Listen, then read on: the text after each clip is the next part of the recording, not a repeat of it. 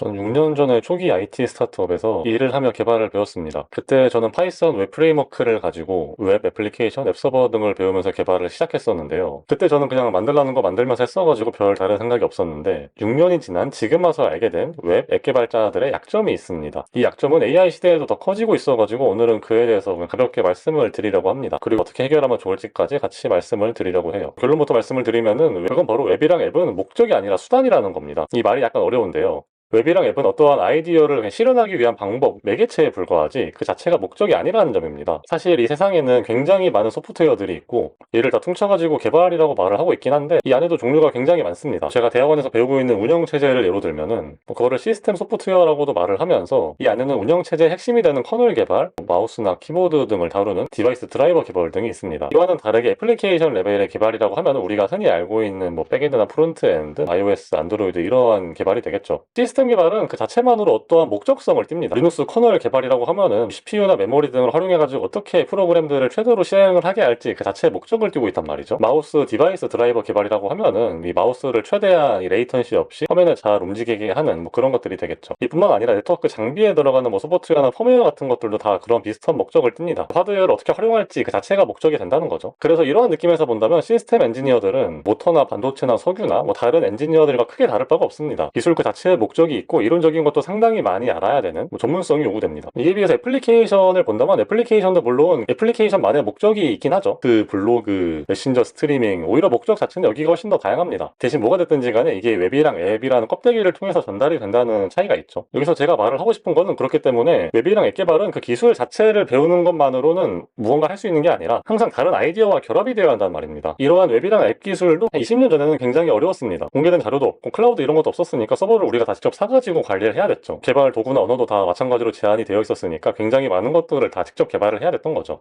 근데 이게 한 6, 7년 전쯤에 클라우드가 대중화되고 많은 것들이 오픈소스로 풀리면서 이러한 웹이랑 앱 개발의 황금기가 옵니다. 이때 공유경제나 플랫폼 등 수많은 아이디어를 가지고 사람들이 다 청업을 했고 뿐만 아니라 디지털 트랜스포메이션이라 해가지고 일반적인 그런 산업에서도 다 이런 디지털 기술이 필요하다 보니까 거의 모든 분야에서 웹이랑 앱 기술이 필요했어요. 배달의 민족 같은 스타트업뿐만 아니라 서브웨이, 버거킹, 맥도날드 이제 이런 회사 이러한 음식점들도 다 이제 본인들만의 앱이 있잖아요. 이런 IT랑 아무 상관이 없어 보이는 회사들도 다 본인들만의 앱을 가지려고 했고 그래서 진짜 이 분야를 막론하고 웹이랑 앱 개발자들의 수요가 많았는데 또 아이러니하게 이 직업의 진입 장벽이 그렇게 높지가 않았습니다. 수많은 오픈소스 라이브러리가 있고 많은 부분들을 클라우드랑 프레임워크가 대신해주니까 정말로 이 비즈니스 로직을 잘 그냥 구현만 하면 됐던 거죠.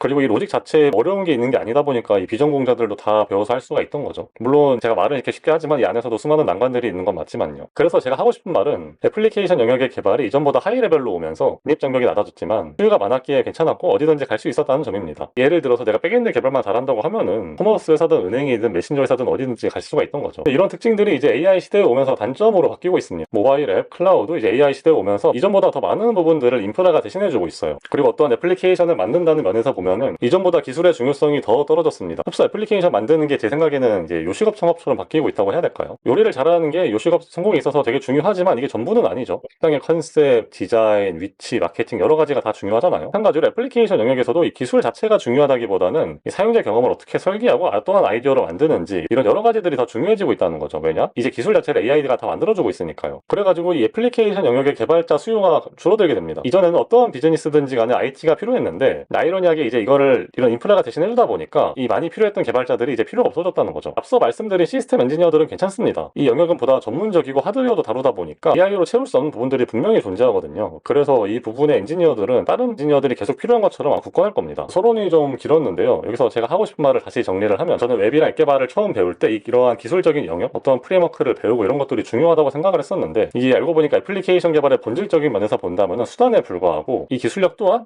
AI 시대로 오면서 그 중요성이 낮아지고 있다는 말입니다. 그럼 우리는 웹 앱 개발자로서 어떻게 해야 될까요? 저는 한 가지 방안을 생각을 하고 있습니다. 그건 바로 웹이랑 앱 개발의 목적성을 일깨우는 겁니다. 그러니까 이제 앞서 제가 말했던 것처럼 무엇을 만들 것인가, 이 무엇에 더 집중을 하자는 거죠. 이거를 소프트웨어 분야에서 도메인이라고도 말을 하는데요. 이 회사가 어떤 분야의 문제를 해결하려고 하는가를 의미합니다. 이런 것들을 나열해 본다면 대표적으로 쿠팡, 무신사, 오늘의 집 같은 커머스가 될 수도 있고 물류, 바이오, 헬스케어, 교육, 무역, 금융 등 이렇게 여러 가지가 될 수 있습니다. 여기서의 핵심은 이제 웹 앱 기술 전문가다 이런 식으로 나의 강점을 내세우기보다는 이 도메인을 통해서 나의 전문 분야를 내세워야 한다는 점입니다. 헬스케어 앱 소프트웨어 전문가, 금융 소프트웨어 전문가 이런 식으로 말이죠. 일반적인 애플리케이션 개발에서는 AI 영향력이 커지면서 개발자의 수요가 줄어들고 있는 게 사실입니다. 있습니다. 넷플릭스나 유튜브, 카카오톡 이런 서비스에서 장애가 발생하면 고객들에게 불편함을 줄 수는 있지만 뭐가 이렇게 치명적인 건 아닙니다. 그렇기 때문에 이런 시스템에서는 많은 부분을 자동화하고 AI로 대체할 수가 있습니다. 근데 이런 전문적인 영역, 도메인에서는 이야기가 다릅니다. 뭐 법률, 바이오, 의료, 자동차 이런 전문적인 영역에서는 단순히 UX가 좋다 이런 걸 떠나서 뭐 사람들의 생명이나 뭐 몇백억, 몇천억 이러한 재정적 손실, 뭐 법률적인 책임들이 연결되어 있는데 이렇게 어려운 영역의 문제를 푸는 전문적인 소프트웨어일수록 필연적으로 AI 그 이상의 많은 검증이 필요하고 저는 그렇기 때문에 이런 영역에서는 도메인 전문 개발자들이 필요하지 않을까라고 생각을 합니다. 뭐 AI 시대에서는 더더욱 그렇고요. 근데 그러면 어떻게 해야지 이러한 도메인에 대한 이해도를 높일 수 있을까요? 사실 뭐 별게 있는 건 아니죠. 그냥 내가 원하는 좋아하는 분야를 찾은 다음에 그거를 집중해가지고 이해도를 높이는 거죠. 그래가지고 비전공자로 개발을 시작하신 분들에게는 여기서 이점이 있습니다. 컴퓨터공학을 전공한 사람들과는 다르게 이 무엇을 만들 거라는 그러한 도메인에 대한 아이디어가 있다는 거죠. 내가 교육을 전공했으면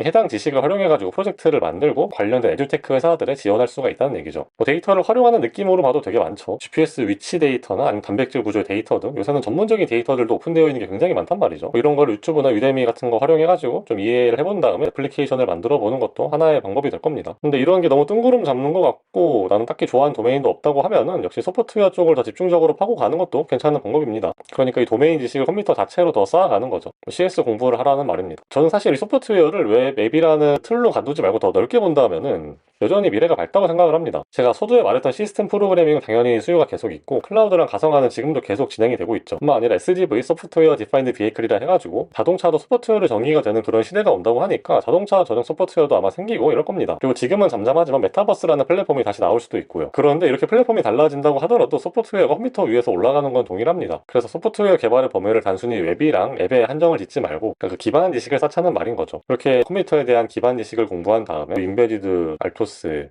비디오 스트리밍, 로보틱스, 가상화, 차량 제어 이런 것 등 특정한 전문 분야를 판 엔지니어가 된다면 사실상 취업은 걱정할 일이 없을 겁니다.